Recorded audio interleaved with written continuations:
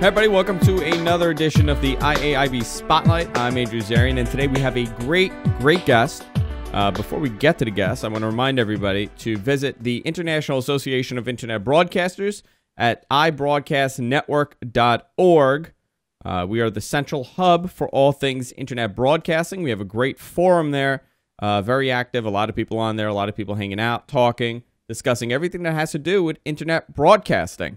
And that's ibroadcastnetwork.org, and that's where you could catch all our replays of the IAIB Spotlight. And without further ado, I want to introduce today's guest, a good friend of mine, actually, Chase Nunes from GeekGamer TV. How you doing, Chase? Hey, pretty good, Andrew. As long as you don't have a section there about pod fading, I think we're good. Listen, I take off one day. One day I take off. It was bad weather. Right. I needed to take off. How you doing, Chase?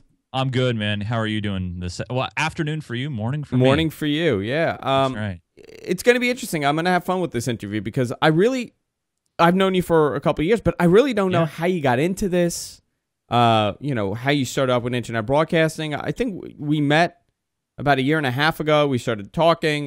We've developed a good friendship over the last, year and a half about all things internet broadcasting. But I want to know your story. How did you get into internet broadcasting? Oh gosh, well, it probably started before the internet. When I was a little boy, I would hang out with my friends, and we would have a small little tape deck, recorder type thing, and we were big fans of what was then WWF. We were sure. Hulk Hogan, Ultimate Warrior, all that fun jazz, and we would have these mock wrestling matches, and we would record them. With just audio, of course. And then we would record our own commercials and commentary.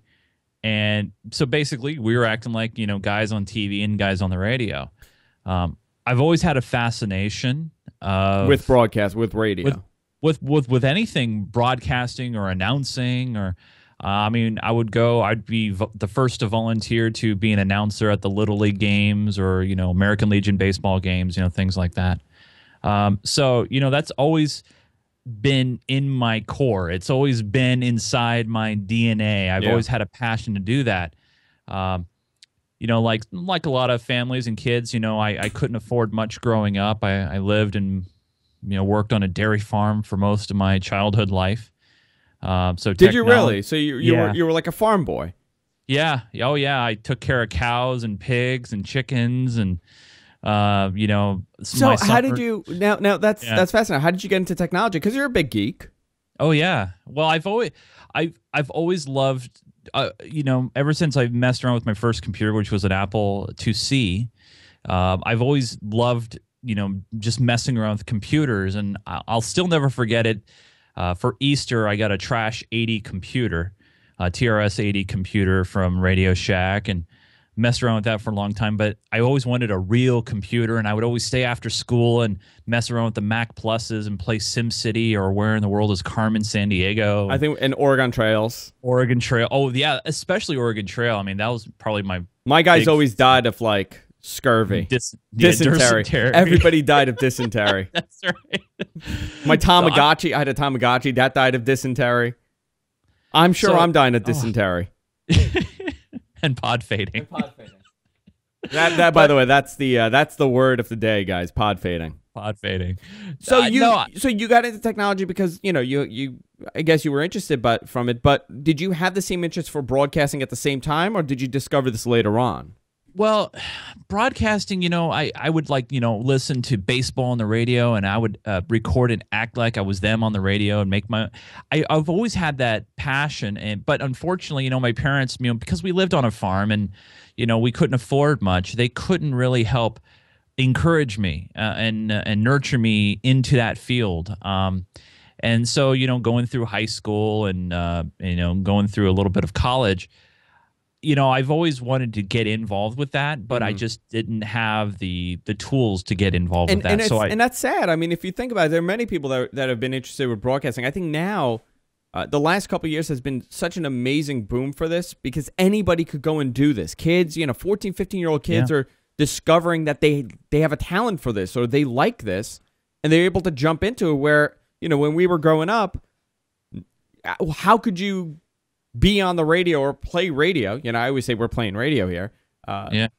How could you do that without, you know, spending a lot of money and kind of going to like some sort of school? You really couldn't. Well, back then it was all about, you know, going to broadcasting school and getting a journalism degree. And, you know, but one of my other big passions was, you know, computers and technology. And so, you know, I got involved with a lot of computer stuff at school. And then I, you know, went to college on a computer information systems degree program. And so, you know, fast forward all the way to, say, you know, 2001, 2002, I guess. And, you know, when the internet's really started to cultivate and started to take off, and you know, I started becoming more and more knowledgeable about technology and networking and how everything works.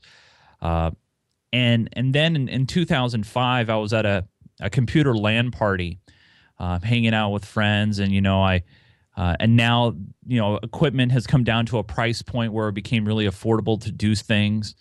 And I've been, you know, hearing this word called podcasts. And, you know, I know, and I was a big follower of Twit and Leo Laporte, and he started a show called Revenge of the Screensavers. This was, you know, pre-Twit. And I would actually burn, I didn't have an MP3 player because I still couldn't afford one at the time. I was working, but I couldn't afford one. They were pretty expensive. And so I would burn their episodes to CDs and play them in my car. And I was talking to one of my buddies, and I was like, hey, how would you like to start a podcast? And he was like, well, what do you want to talk about? And I was like, well, let's talk about technology and let's talk about things. So in 2005, we did an episode our show called Hoser Chat, where his name was Kyle Rumley and myself. We would talk about it. And so we did our first episode, and we talked about peripherals. This is when we didn't really know what to do. I had a USB microphone. He had a USB microphone. He would record his files on his end. I would record on my end. Then he would FTP them to me. And then I would splice them together in post, now that I'm using the vernacular, and make it happen. I learned about RSS feeds. I learned about WordPress plugins. We used something called PodPress. This is way before Blueberry's product that they came out with. And so it just kind of took off from there. Yeah, see, I was not there for the early days of this. Yeah. I've always, you know, been interested in broadcasting, but I came into this a little later, and it's one of my biggest regrets. I always say, I wish I did this before. I wish I did this 5 years ago. Yeah. Well, I did do this 5 years ago. I wish I did this 5 years prior to doing this, you know, a couple of years ago.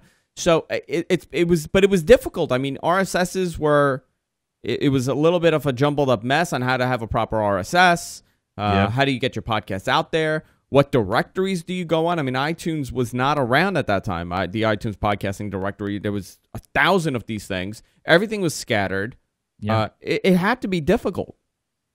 Well, you know, when I was recording this, you know, I had no idea about what bandwidth meant, and getting subscribers and advertising, you know, or anything like that. It was just, you know, me and another guy talking about tech. And what made it very interesting is he lived at the time I was living in Tampa, Florida, and he lived in Blaine, Washington, which is at the Canadian border. I mean, you were at total opposite ends of the country. You couldn't get any farther away in the United States, probably, unless he lived in Alaska or something. And so, but we made it work. The technology was there, and it was crude, you know, in comparison to, you know, the quality of stuff that we do now. Were you doing video or just audio at that point? Just audio. And you were using Skype, I assume, right? We were using Skype and a program called PowerGrammo that recorded the audio as a secondary WAV file. Wow. And then he would upload that WAV file to FTP, and then I would put it together. So, you know, did that for years. We did Hoser Chat for a number of years. And then I started like, well, you know, I'd like to get more people involved and, you know, increase the quality. So I changed the name of our show to Control F12. And why did we name it Control F12? Well, we were thinking about weird technology names, and we're looking at the keyboard, and I was like, well, you know, Alt F4, we know that closes Windows. Control F12, that probably does absolutely nothing And and so it's a technology show about absolutely nothing. So we named it Control F12. That's great. And so we did that for a couple of years, and then I was sitting down with a couple of friends, and Control F12 was doing fine, but I think someone told me once that you want to have a show title that is reflective of your content, if at all possible. Yeah, see, my network's name is Guys from Queens. Either they think it's people from New York, or they think that we're a bunch of guys in drag. Hey. I mean, either or works for me. No wonder why you're huge in San Francisco. Not too far from the truth either. I'll tell you that. No, that's actually one thing. The name reflecting on what you're doing. I hate the name of my network. Yeah. But and the reason why it's not that I hate it because I think it's an awful name. I think it's because when I first started this, I never intended it to become like this national thing. I was doing it with a couple of buddies where we had a couple of people locally that listened, and it grew from there. Yeah. And then I realized that 70% of my audience is outside of New York. So I mean, the name does really help you. I mean, if I could do it all over again, I'm sure I wouldn't be creative enough to come up with something different. Be like the guys from New York, something like that. Well, I mean, Queen. Now that GFQ has become more prominent, Queens people now realize that it is about New York, and it's guys from the New York area, and you, and that was how Hoser Chat started. How the name Hoser Chat, because Kyle he lived close to the Canadian border, and calling people hosers up in the Northwest and up in Canada, hosers, hey hoser, it was one of those terminology things. So that's how the name got started there. But when we were doing Control F12, I was like, I really want to try to get a bigger audience. And so we started calling the show. We changed the name of the show again to Geek Gamer Radio, and we did Geek Gamer Radio for a couple of years, and that was working out well. But then I decided, hey, audio's not enough for me. I started seeing a lot of people doing a lot of video stuff. Obviously, Twit was a huge influence in this regard. But I was like, hey, I want to start doing video. And so I searched around, and it's all self-taught stuff, So I saw there's a few companies out there doing video cameras, and like Cam Twist. And what year is this now? You're like in 2007, 2008, right? Yeah. Well, that's when we started the audio podcast. I would say video stuff was right around 2009. Okay. 2010.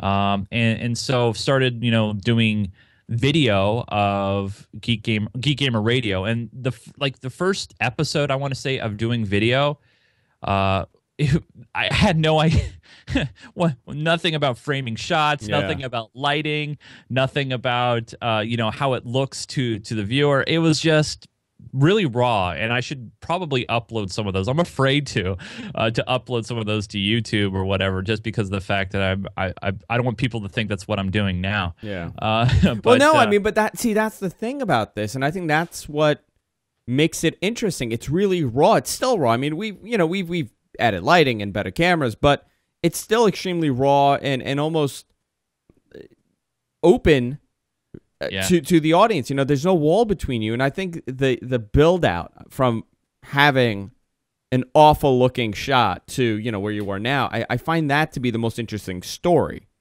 Yeah. No, I for me, it was always about quality.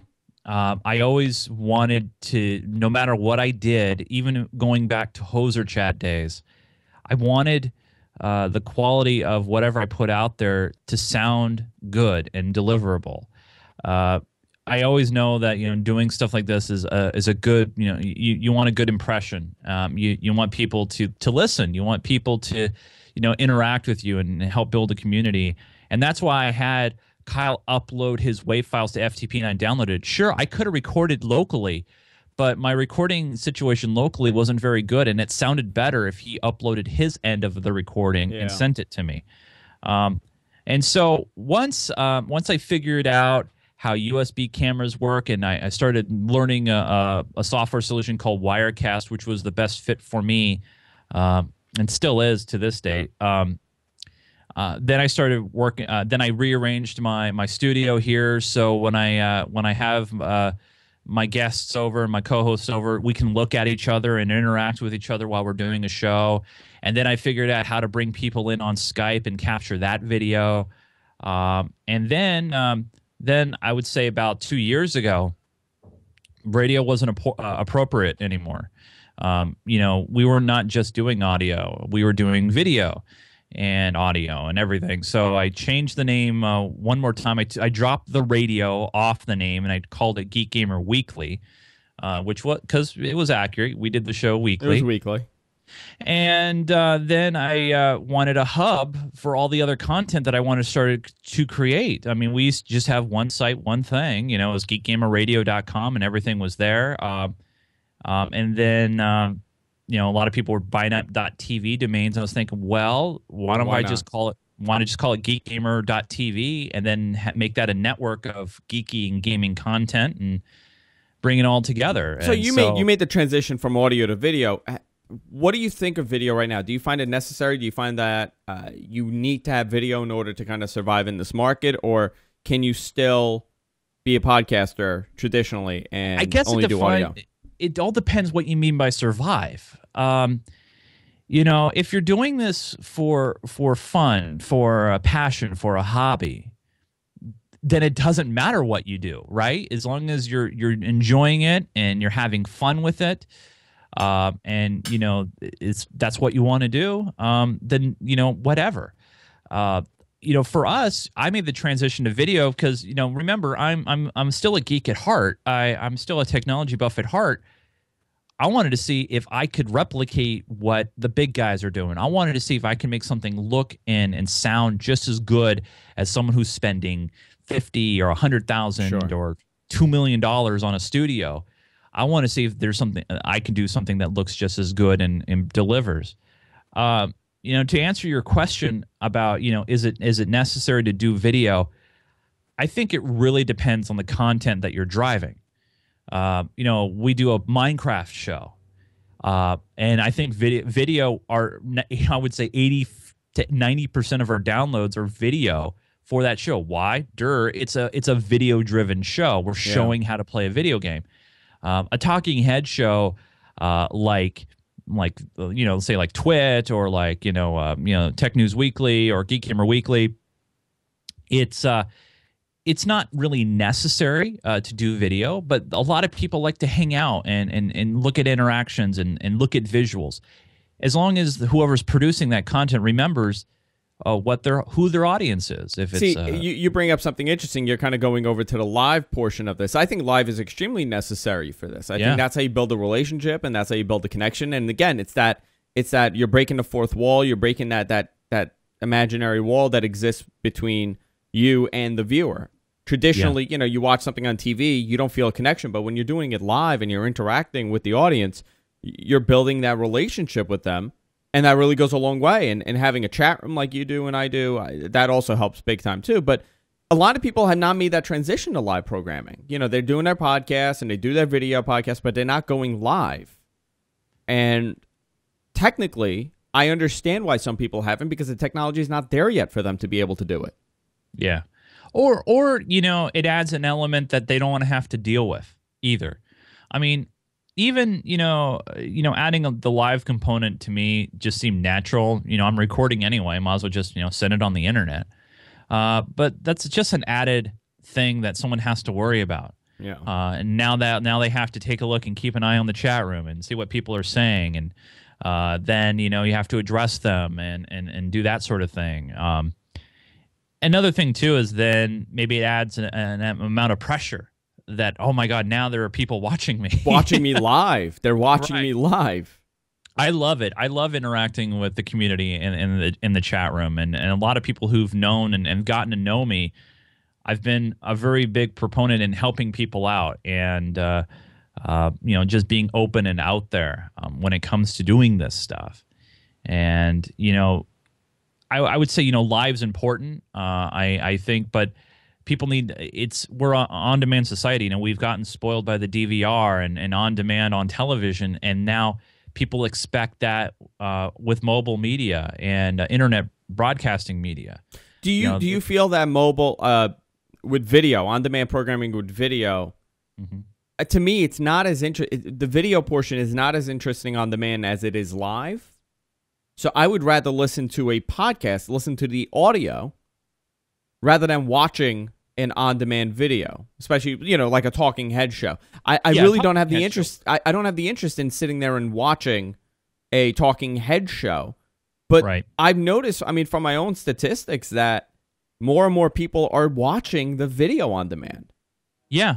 Well, it depends. Now, thanks to technology and thanks to set-top boxes like Roku and Boxy and, even home theater PCs, people have the ability now to go and kick back on their couch and start something up and watch something and just kind of chill. I do that a lot with Techzilla on Revision 3. I will, have some dinner and I'll watch Techzilla,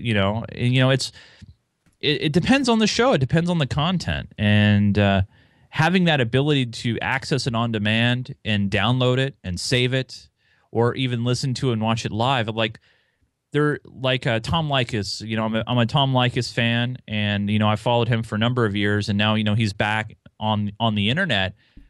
His stuff is available 24/7. You can download it as a podcast. You can listen to a 24/7 stream, but I primarily tune in when it's live. When it's live, yeah. Because it's, maybe it's partly because of the radio component. I like hearing live audio, except if it's something that, obviously that I've downloaded. So I think it just depends on the show. It depends on the thing. Like, just as last night as a great example, we were running late to get our Minecraft show started, but there are a lot of people who do download the show. They want to hang out live. They want to be part of that atmosphere. They want to be part of that community, interacting with us live, direct, on the show, no matter what the time frame was. And a lot of people are like, come on, are you guys going to get started? I have to get to bed. I'm 12 years old. Yeah. But, the live component, I love it. But it always but for me, it always comes back to, me being a little kid with a fancy recorder and imagining that I'm on the radio. But now instead of the radio, it's the internet. And instead of a small little recorder, it's thousands of dollars worth of equipment. And potentially thousands of people listening. Right. The one thing that I'm not good at, and I will admit it fully, is I've always had good marketing ideas, I guess, and how to spread the community, but is to, I don't know, build yourself, build your brand, build your community. I've probably moved at a tortoise pace. Look at what. So explain that. Why? What is your weakness when it comes to building the brand? Look at you. I compare myself to you and others that do this. Now, I know I don't have the same name recognition like a Leo Laporte. You're comparing yourself to an insane person. Well, I compare myself to insane people all the time, but I look at what you've done. I look at what Leo's done, and I look at what a lot of people have done, and they quote, how many people listen to their show and how many people download their show, and then, I look at that, wow, I've been doing this since 2005. So what am I doing wrong? Is it my content? Is it my audio quality? And then you start second guessing yourself, right? And then you're like, well, gee, what's the point in even doing this? No one gives a rip about you. You barely make no money to reinvest in new equipment and to do this. I have a day job. I work full time, and I do this on the side as a hobby, as a passion. And so, you get the pessimistic voice sitting on your shoulder saying, you should just quit. You should just give it up. No one cares. No one gives a rip. My number one thing is, I've been wanting to try to build an audience and build a community, not because I have some sort of ego trip, but I just, it's like friends, right? You choose friends that, have like-minded ideas and feelings like you, and you want to be involved in that community. And sure, it's nice sometimes when people come to you instead of you always have to go to them and say, hey, what do you think about this or whatever? And so yeah, I guess my major weakness is sometimes listening to the pessimistic attitudes of myself and of others, saying, who cares, who gives a rip, or whatever. And then I look at a lot of people, and I'm not jealous of their success. I'm like, wow, they people know who they are and they're out there. What am I doing wrong, and how can I improve myself to do what they did? Sure. Well, to me, there's really no magic. A lot of people think it's one or two things that they're missing out, but it's really a combination of, consistency and luck, I guess. Yeah, luck. It comes down to a number of things. I mean, there are people out there that do great shows and they're just awful at being consistent with the promotion and how to get people. There's certain ways to do it. I mean, teaching people marketing is a multi-million-dollar business a year, and if to some people it works and some people it doesn't. It's a number of factors that play a large part into seeing, well, if the show's going to be successful or not. Yeah. People say Twitter, Facebook, but again, those things are misused all the time. I get emails from people.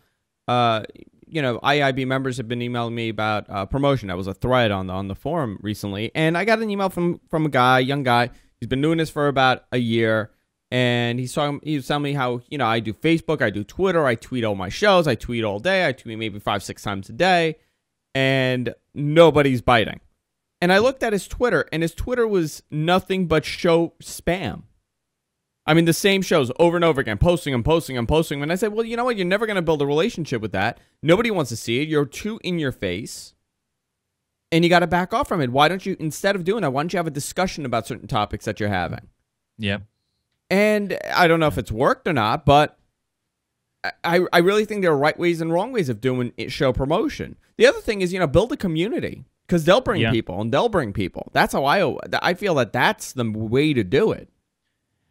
Well, and maybe that's been my fault, probably. And I don't mean fault as in littering my Twitter feed with promotional stuff, but the inverse. Maybe I've been too engaging and not promotion enough.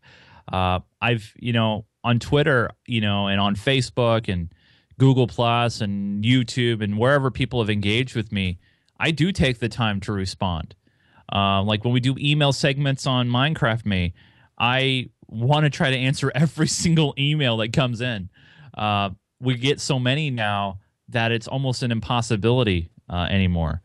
I engage a lot, and that's maybe one of my faults, where I engage so much that I don't spend a lot of time in trying to promote and trying to get the word out there. And then I don't want to come off as selfish or braggish, and because I know I'm not the bee's knees. I know I'm never going to be I did get an incredible compliment from Jan Essman. He wrote the Wirecast Toolbox, and he says, keep working at it. You'll be the next Leo Laporte. And I was just like, dude, thanks for the compliment. But well, you got the mic. Yeah, it's not gold though. But no, you're almost there. I know you're almost there. But no, but that's not my goal. Do you have a ball? No, I do not sit on a ball. Well, I have a nice. I think that's the missing equation to this. Yeah, no, I need to bounce up on a ball and have 4 monitors over my corner, over my shoulder. And, well, but here's the thing: we're joking about that, but he has put together.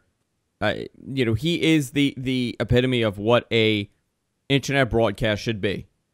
He's been successful at it. It's worked. His models work. But I always say his model will not work for most people. No, it won't.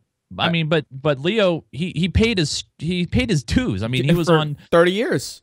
30 years on the radio. Okay, he was on Tech TV and CNBC. A lot of people don't realize, he was doing stuff before ZDTV.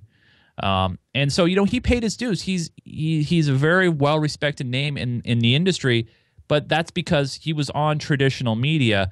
A lot of us, you look at all the big stars that are on internet related media, Adam Carolla and John C. Dvorak and Adam Curry. You look at these guys, they started a lot of them in traditional media. Sure. Traditional print, traditional broadcasting. Right. So they already have their name recognition out there. A lot of people respect them and know them. But then you have guys like you and me who, are trying to get our name in that same bowl, that same group. It's harder for us. So we have to try to set ourselves different from the rest, have great quality and broadcast in high def and have good contents and great hosts and, things of that nature. And that's the one big roadblock I think that we have in that promotional arena, because a lot of people just don't know who we are. Well, let me ask you this. Do you think traditional broadcasters coming online is hurting the smaller guys that are coming up in the rankings, or do you think it actually accelerates their success because now there's more eyeballs on this, new way of broadcasting? I think it does both. I know that's a cop-out answer, but I think it does both, because the more bigger and bigger the prominent names of traditional broadcast get in the internet space, the more it will push, guys like me down because they won't know about me. I was having a great conversation with my friend Chris over at Jupiter Broadcasting, and he was talking to me about how Twit on iTunes, are able to, at whim, pick up the phone or send an email, and they can get a show featured even before it's out, like know-how on Twit, and how they get it featured, and they get promotion, and they get a big push in that regard. But, we don't get that same kind of juice. We don't get that same kind of promotional power. Well, I have to disagree with you on that. I think it's building a connection. I think if you know the right person to talk to, and you build that relationship with them, you could get the same exact special treatment, quote unquote, that the big guys get. But I would say, the majority of podcasters and internet broadcasters, I would say 80 to 90% of them have attempted to make those connections, and they hit brick wall. Okay, so why? Why have they hit a brick wall? This is interesting. Have they hit a brick wall because of their content, because of their quality? No. I think it's because Apple just gets probably a bajillion emails every day. And how do you break through with that? I mean, this goes back to my original problem, and it's still a problem, is how do you break through and make contact with certain people? I mean, yeah, you could present yourself professionally and have a written letter and have perceived content. Well, it's like a job interview. Why would you get hired over the other guy next to you? I look at everything as a job interview. When you're sending this email out to an advertiser, that technically is your resume that you're sending, your initial introduction to this company that you're trying to get hired at. What are you doing that's so different than every other podcast or every other broadcast that's trying to get this company's money? Right. Or trying to get whatever perk you're going to get. When you contact iTunes and you want a feature, what are you doing that would say, okay, you know what, you have this guy, Leo Laporte here, that is credible. We know him. We know his brand. We know the consistency that he has. What are you going to do in that email, that initial introduction, to kind of convince these people to, hey, give me a chance? Right. That's the key. Yeah. And that's why, I've always tried to, whenever I do anything, present myself in a quality, professional way, both on the air and off the air. I think that's important too. I mean, people who know me know that this is how I am, regardless if there's a camera in front of me or not. And I think people who put on a fake persona when the camera's on. I mean, I've spoken with you, Andrew, on many occasions. And I'm an ass. And you're a complete dick. But no. I mean, but we all know this. I don't try to hide who I am. For all my flaws, and there's many. Thousands. I know how to separate certain things from certain shows. I know how to separate certain things that I say from other things, but I never try to hide who I am. I'm pretty genuine on and off air. As Mike Phillips in our chat room would say, I'm a straight shooter. And I think your personality also goes a long way in creating these relationships. I want you to explain this, because this is a topic that many podcasters and internet broadcasters are interested in. How do you build these relationships? How do you get things from companies? How do you get advertisers? And I think the it falls under the same thing. Getting product, getting ads, all falls under the same thing. You recently did coverage from E3. You have a good relationship with LiveU, which is a mobile streaming service. How did that happen for you? Can you, I mean, as much as you can tell us, of course. I don't know if you have any NDAs regarding contacts, but how did, just to sum it up, how do you go through that process? What separated you from, I'm sure many companies contact this company, many podcasts, and say, hey, listen, can I get a LiveU and broadcast? And they say no. Right. So what made it so special for you? Well, it's probably a little bit of luck, a little bit of perseverance. I probably contacted him 2 or 3 or 4 times, and sometimes I didn't take no for an answer, and I think that also helped me. With LiveView, and they're great, by the way, very, very cool people over there, for mobile broadcasting. And their big business is not, people like us internet broadcasters. Their big business is traditional broadcasters who want to do their video from anywhere on the planet. So, when I came to them and I said, hey, we're going to be at E3, there's a big potential of eyeballs. What I presented to them is, what is it in their best benefit to give us and loan us equipment that is, thousands and thousands of dollars Sure. To use, what's in it for them? So, what I did is, I said, well, I know you've gotten coverage this way from other people. We want to give you that coverage plus better. And it's worked for them. If it wasn't for people like you that use it, Leah Laporte, and a couple other podcasters, a lot of people who not know who LiveView is. Yeah.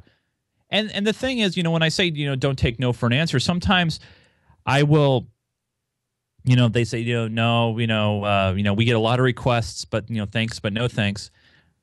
I'll reply back and I'll say, hey, we really want to work with you guys. We're willing to do this and give you lower third access and give you mentions during the live show and really get your name out there. And then it's all about following through and following up. I mean, there are a lot of people out there, a lot of podcasters, bloggers, reviewers who do this to get free product, right? And then they don't follow through and they don't write that review and they don't do a good, not just an unboxing per se, but just a good follow through on it. And then, they've burned their bridges. So one thing I made sure is after everything was all said and done and I sent the unit back, I had this package of content and marketing materials, and I showed them, hey, not only we did this, this, and this, but we also did this, this, and this. And so it's about following through and making contacts and, and sometimes not taking no for an answer. If you don't get a response, you know what? Hey, escalate it. Send another email. Pick up the phone. I think that's another thing, too, that a lot of people don't do anymore is pick up the freaking phone. It's so easy. It's harder to say no on the phone than it is on an email, right. Absolutely, and when I wasn't getting a response from my contact, I almost said their name.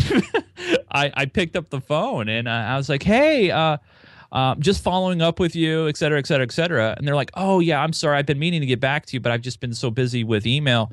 Here's what we can do for you. And it's much easier to say no because no doubt, like you said, they're getting loads and loads of emails. And so what can you do to set yourself apart? And it's about presenting yourself and interviewing and just talking to people and getting recognition out there, And yeah, I mean, for us, you look at our shows, we're primarily donation based. We don't have a lot of big ticket advertisers. For me, it's hard to try to market a Minecraft show. I mean, it's big, it's popular, but I don't know who to market it to. I mean, that's one of my weaknesses, I guess, as well, is try to figure out how to monetize certain things.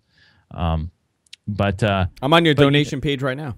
There you go. Yeah. So, as you could see, we're very big into donations and referral links. So, if you donate to us and put some money in the plate, you can you get added to our donor wall. Using our Amazon. Listen, I think that's a great model to have. I know many people that are extremely successful on the donation page. Mike from Red Bar Radio takes no ads, and he's fairly successful at it. And people donate. They get, extra content, and they buy his merchandise, and that's a great way to create revenue without having to kind of become a salesperson. Yeah, and for us, if we got famous and we made loads of money and I could quit my day job, that'd be awesome. I'd love to be able to do this full time. But for me, the part that keeps me sane is, this is a hobby that does make some little extra coin on the side, and I reinvested into the technology. But as you've known me for these past couple of years, I've done this because I enjoy it and I'm not trying to be like other people. And I think that's a mistake that I think a lot of internet broadcasters make. Explain that. What do you mean by that? Well, I think what they do is they try to emulate. They see what someone else does, and they say, you know what, I'm going to copy that, or I want to be like that because that's who I want to be. I want to be famous like that, or whatever thoughts that they have inside their head, that's what they want to do. And I think you got to look at what are your priorities. Why are you doing this? I mean, for me, it was all about me playing back, being a little kid, listening to Giants baseball, acting like Hank Greenwald on the radio, and I wanted to do something like that. Now, my career path, it didn't end up that way. I'm in IT. I'm successful at it. I do that, but I've always had that passion, that hobby. And thanks to the internet and thanks to the affordability of equipment, I've been able to make that possible. Some people, I think, have they don't. You can tell, you can feel it. Sure. That when you watch them or you listen to them, you can see who their influence is. Yeah. It's not about that. For them, they're doing it to want to be famous or to be like that other person. Well, listen, I think that's the worst thing. If you're getting into this business, I tell people don't do it because you want to be famous or make money. Right. In order to make money, it comes down to not just having good programming, but also having a good sales team. Yeah. You have to be able to go and sell your show. There are people out there with huge audiences. I mean, larger than what you and I are doing. Yeah. And they are not able to create ad revenue because they don't know how to target their audience. Maybe it could be that they don't know how to sell a product. They have the wrong products on there. There's so much intricacy that's involved in, selling a show. Yeah. And, it comes down to real simply, what's your goal? I mean, what my goal is real simple. I want to continue doing what I'm doing, spending my extra cash on equipment that, makes me feel like a professional, which is cool. And just enjoy it and embrace the community and hang out with the community. I'm a big gamer and I'm a big baseball fan. And this is how cool this is, right? Thanks to the internet and thanks to me doing my show and starting it back in 2005 and snowballing to what it is today, I've been able to chat with Brian Monroe in our chat room and know that he's a big Giants fan as well, and connect and network and hook up with people. Thanks to this, I've been able to meet Eric Norrell from Telestream, Wirecast, and work with him. And thanks to this, I've been able to hook up and meet up with you. For me, that takes more to me. That means more to me than making bucks on this. Yeah, is building those relationships and contacts. That means more to me than anything. Because when it's all said and done, if the internet went offline tomorrow, and I had to pick up my old telephone again and make phone calls, I know I could call these people and hang out with them off the air. And I think that's the biggest thing about this whole thing is, I've been doing this to build that community of gamers and geeks and have fun with you and with everybody that I've met through this. And that's why it makes it so exciting for me to want to do this going forward. Yeah, because the community kind of keeps you going. Oh, yeah. I mean, but not only just the community, but also the technology, right? I mean, we're waiting for that next HD camera to come down the road. It's a very expensive hobby to begin with. I mean, well, it could be worse, right? I mean, I'm also a pinball collector, so I have 4 pinball machines in my garage now, and I want to get a 5th. There's expensive hobbies. There are more hobbies that are more expensive than others. Let me ask you this: what type of equipment are you using? Because you're using a nice camera, your video looks good, your audio sounds good. What can you run down what you have in your studio? Sure. Well, I will be. I had some extra time today, so I was going to be doing some shooting today of my hardware. But I use a Behringer USB sound mixer. It's a 16-channel mixer, and the audio that's going into that, you have a PR40 from Heil. We have a Sennheiser interview microphone that we used at E3. That's John Kessler's microphone, and also have a SM58 for the third spot here in the studio. The cameras, I've had an evolution of cameras. I started with a Logitech Pro 9000. Then I went to the LifeCam Cinema and the C910 from Logitech, and now the 920, which is what I'm using now. For off studio shoots, I use a JVC GYM100. I think that's off the top of my head. You don't use that in your studio? No. Unfortunately, that requires a little bit of a hardware upgrade for me to capture that in nicely. I could use it right now, but it doesn't. See, this is my ADD. I want it to look good. I want it to sound good now. And if it doesn't look good or produce the results that I want to produce it, I'm not going to use it. Sure. So I have that. So I bring that all on a soundboard here. I have just 2 computers that I do all this on.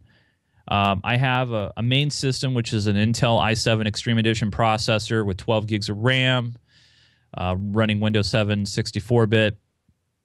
So I have that. That's my production machine where I do all the recording. That's what you're seeing me through right now. And then I have a second computer, which is a dual boot system. It can boot Mac or PC. And I also bring people in off of that as well. We use something called Wirecast through Telestream. I know a lot of people in the internet broadcasting world know what that is. I use a desktop presenter to bring people over through Skype, and I mix it through Mix Minus and sometimes Mix Minus to bring 2 people in. And that's the thing, too. You know, I've learned a lot of this stuff just by trial and error. Trial and error, yeah. That's the only way to really learn. Yeah, exactly. And, through doing this, I've been able to do it. And then I record it. I record a straight video, high-quality video, M4V file. I extract the audio from that, and I put that out as a audio download. And then I take the other video into Final Cut Pro X, add in titles, cuts, whatever I need to do. And you recently went high def with the video. Oh, well, we've been doing high def for a while. Gosh, I want to say I launched high def as streaming only I want to say maybe a year and a half ago. I don't do streaming HD just because a lot of people, unfortunately, just don't have the bandwidth for it. And for me personally, this is just my opinion. People like it in the downloads department. I don't know if it's as important in the streaming department. So we stream 480p, but we have download. You can watch it 720p on YouTube, and then we have a podcast download as 480p. So it doesn't fill up someone's iPod full of, because HD files can get pretty big. Yeah, sure. So that's what we do as far as that goes. And then do you think it's necessary? Because we recently went high def, but because of the fact that many people don't have the bandwidth, they can't watch at let's say 3 megabits a second, which high def should be. Right. Do you think it's necessary? Do you think most people care about the high def video? Do you think 480p is good enough? I think if you're chilling back in your living room and you're watching on your 60, 70-inch big screen TV, yeah, sure, I think HD makes a difference. If you're sitting at your computer desktop, 480p and 720p, not really full screening it. Yeah, if you're watching it in a window, I don't think it's that important. I would say this, though. Your optics are important. Your lighting's important. I mean, you could have the best freaking cameras in the world, and you can have all this great technology, but if you're not utilizing it correctly, I mean, like, great example is, for you and me, you and I, we know that cameras need light. Sure. And, if you don't have good sufficient light, like, a lot of people don't realize this, but I have 3 lights on me right now. I have a rice paper light over here, that way. I have another light over there, that way. I have a light up there, that way. And that's real trial and error. I mean, to find the perfect spot for your lighting, you have to do trial and error and play around with it and evolve the lighting. You're not going to get the lighting tomorrow. Yeah. Yeah, and it's not expensive. That's the best part. Like, I picked up this light over here for $15. It was like a clearance item at Home Depot. You could buy a professional lighting kit for $100. Yeah, I mean, it's not expensive, but a lot of people don't think about that. They don't think, oh God, I need lighting. I mean, I like to wear a different freaking hat every single episode. Why? I mean, I hide it so well, but I have a huge hat collection along the border of the walls of my studio. Not only they act as a good decoration, but they're a good sound dampener. You know, and so since I wear hats all the time, I want to try to make sure that you can see my face and not see the shade, you know, because a hat would put a shade on your face. And so, you know, when you throw in all that technology, you got to utilize it correctly. And, you know, when it comes to streaming stuff, a lot of people are watching it in a window. That's why I think 720 streaming is not necessarily. I think the only exception to that rule, and it's something that I do a lot of, is video game streaming. Yeah. Because you're looking at really small font sizes.